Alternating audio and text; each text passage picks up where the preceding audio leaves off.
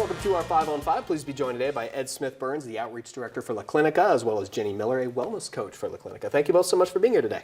You're welcome. Thanks for having us. Hi, kids. There you go. So Ed, you guys are doing this mindfulness program at a couple local schools here in Medford. How did this whole thing come about?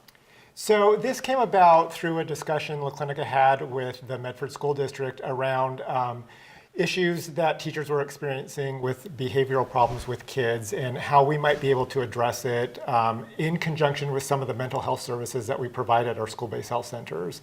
And so from that conversation, we came up with this idea and this model to provide services directly in the classrooms to the students to give them a way to help regulate their behavior. Okay, and so you have coaches like Ginny who are going into, I guess it's Oak Grove, and now you're expanding, but they're going in. How often are they going in and sitting down with these kids and kind of focusing on these things? Ginny?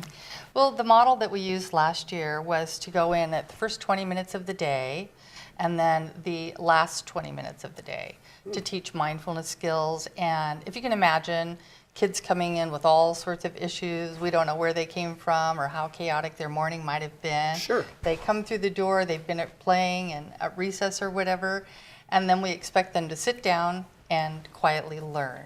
So with mindfulness and beginning their day with that, we have them all come and gather and sit down and teach them breathing skills and how to just sort of let thoughts go a little bit and just relax and become more grounded and ready to learn. Interesting. And another piece of, and I'm usually in each classroom for at least 4 days in a row, and I teach different techniques, and one of them is based on learning self-regulation. So when you have big emotions, what do you do with that? And how can you calm yourself without really being disruptive in the classroom? Interesting. Yeah. Okay, so what are you seeing growth from the kids? I mean, these are Yes. what grades are you doing with this? I'm with kindergartners this year. Yeah, and a lot of energy in those Yo, I'll tell you about that in a minute. But yes, and last year in the first grade classroom. And I can share one example that really sort of touches my heart. And I was in the teacher's classroom, and there was one boy that just would explode really readily over nothing. And I went in and we talked about how learning how not to flip your lid and what you could do instead, taking a breath, calming yourself, and asking for help or talking about how you're feeling. So I went in the next day, and the teacher came over to me and she said, "Ginny, I just have to share this with you." She said, so-and-so, this little guy, was sitting at the table yesterday, and there was another student kind of really, really bothering him, and normally he would have really lost it. And she said, "I didn't say anything, I watched. He took a deep breath, and he sat calmly at the table." And then again, later in the day, he had some disruption going on, and they had to send him up to the office, and the teacher went up there, and she did kind of a hand signal that we learn about not flipping the lids and keeping our brains connected. And so she was able to go in with this young man and say, "Boy, I'm feeling like I'm just about to flip my lid." And he immediately was able to calm, use his words, and not flip his lid. And Wow. the teacher was really brought to tears over that because Wow. it was a huge transformation for this little boy. Yeah, that's wonderful, and a big help for teachers, no doubt, too. Absolutely, Okay. yeah. We're going to take a quick break. Okay. We're going to have much more in just a moment. Stay with us.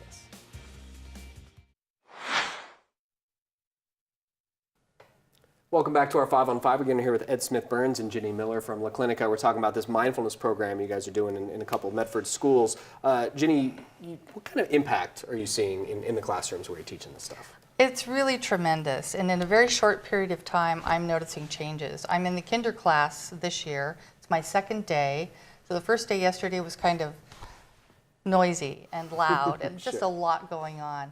But with just a few short techniques and the teacher coming on board, I came in this morning, there was some music playing, the kids were all sitting at the table quietly, and before I left today, I told them, "I'm coming here, I'm a little nervous. Can you sit quietly with me and help me breathe and calm?" And they all did. It was just amazing to see. Wow. How just a very little training in a very short period of time can have such a tremendous impact on the quality and the atmosphere of the classroom. Yeah, a lot of energy with those littles. Yes, I got a couple lot myself. of I know. energy. And so Ed, you guys are doing this right now at Oak Grove. Now you're Correct. expanding to Jackson, a Correct. couple Medford elementary schools. What about further expansion? Is there any thoughts about possibly getting that done?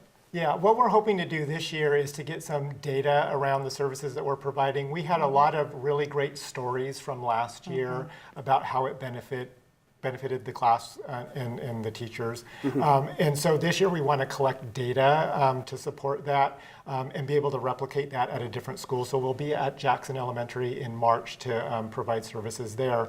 And our goal at La Clinica would be to expand this to all of our school-based health centers. We currently have 13 school-based health centers that we operate in schools in Central Point School District, Medford School District, and Phoenix Talent School District. So ideally, we would want to expand these services. It's a way for people to think about healthcare that doesn't include going to see a doctor when you're sick. It kind of Yeah. expands on that perception that you can actually get healthcare services when you're well and just to improve your life in general. Yeah, it makes a lot of sense. Okay, and I do, we're running short on time. I do want to Sure. ask you, Ginny, we're talking about 2 Medford schools, and there's a lot of Yes. people who are watching that's, I Right, know right. myself, Yeah. my kids could use it. Yeah. Certainly I could use it myself, Absolutely. What advice would you have for people who are interested in learning more about mindfulness? There's a lot available online. Okay, so you can pretty much put in mindfulness and kids. A lot of videos will come up, and they're kind of step by step. You can start practicing at home with your own children, and there are a lot of tips for adults to get started with their own mindfulness practice. So I would suggest that. Okay, Yeah. it's a click away. it It's sounds a click like. away, Okay, perfect. right. Thank you both so much for being here today. Appreciate it. Thank you. All right, stay with us. We'll be right back.